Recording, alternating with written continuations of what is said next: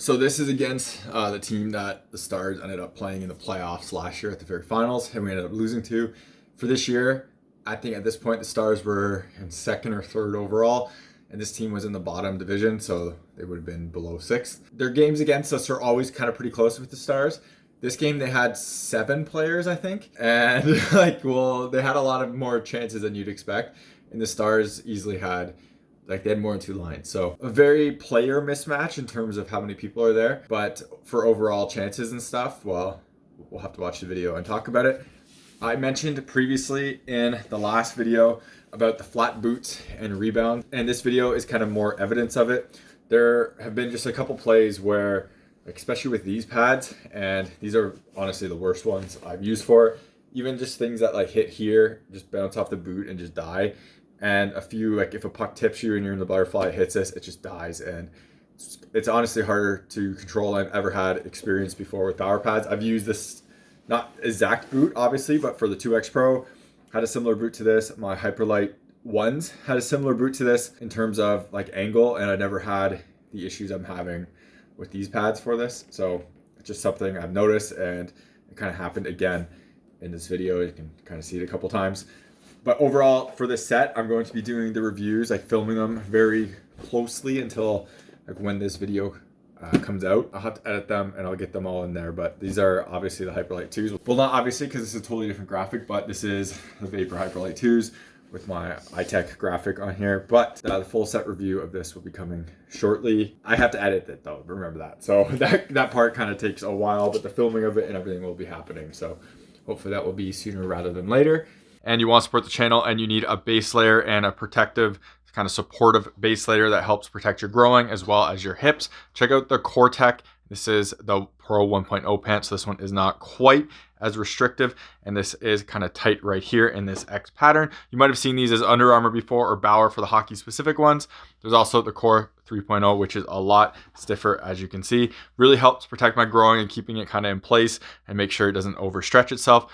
There's a discount code, and you click the link in the description. Use that discount code to get a discount off, help support myself, as well as get you some pretty awesome base layer pants that really do help with injury prevention and help stabilize your core while playing. Otherwise, if you want to support the channel without buying anything, check out links in the description to Patreon, buy me a coffee. Everything through there comes, again, back into the channel so I can make more content and doing real reviews.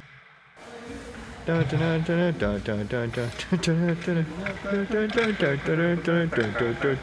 ready for this? Ball, ball, ball.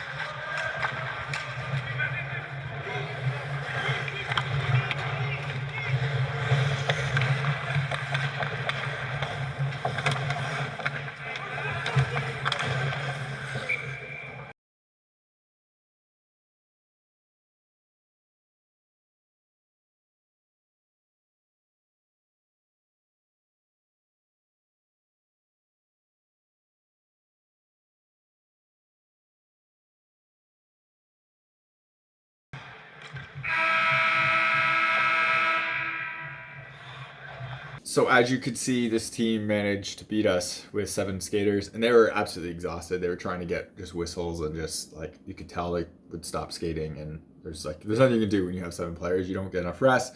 And my team had over 2 lines. My team skates really hard and it grinds teams out. So that's like the fact that they beat us is pretty solid on their part. I thought I actually played pretty good. We had a few high danger kind of scoring opportunities, and I really don't overall think I let in a bad goal. There were rebounds and stuff like that, but I mean that kind of happens, and playing a shot, just how it ends up going and how the play breaks up, that is what it is. On the first goal, this guy has fantastic hands and always scores a goal or gets a point in every game I play against him. I used to play with him on a couple teams. I was a call-up for his teams, and he's really good, and he just beats me on a breakaway, slides it far side. I figured he was coming. I tried to push over, and he gets it off really quick. He didn't really even try to pull it around my pad. He just gets it off and puts it in. Second goal is a bad rebound on a shot that I kind of played the tip for and was waiting for the tip, and it never came. Goes to their guy's legs off that boot, like I kind of mentioned. This isn't the pad's fault, but that's just how the boot plays. I need to control this rebound a lot better and kick it out further. Bad rebound, bounces off the guy in front of me, swats at it. I play that shot. He misses, goes behind him, and the guy who scored the first goal picks it up through his legs, pulls it around him, and slides it behind me. I'm kind of pushing out, trying to take that first spot, and I should really drive back to the post here, but I was still trying to kind of just get in front of it and try to take as much angle as way, but doing so gives too much of a backdoor. And if I did slide into this post and just kind of pivoted towards the net, at the same time, if he shoots it right away when I kind of do that, I'm nowhere near where I should be, and it might go in on that sense. So a tough play. Again, bad rebound, and I played the rebound wrong too. Third goal is at towards the end of the game where we were really pushing to try to tie it up and not really coming back.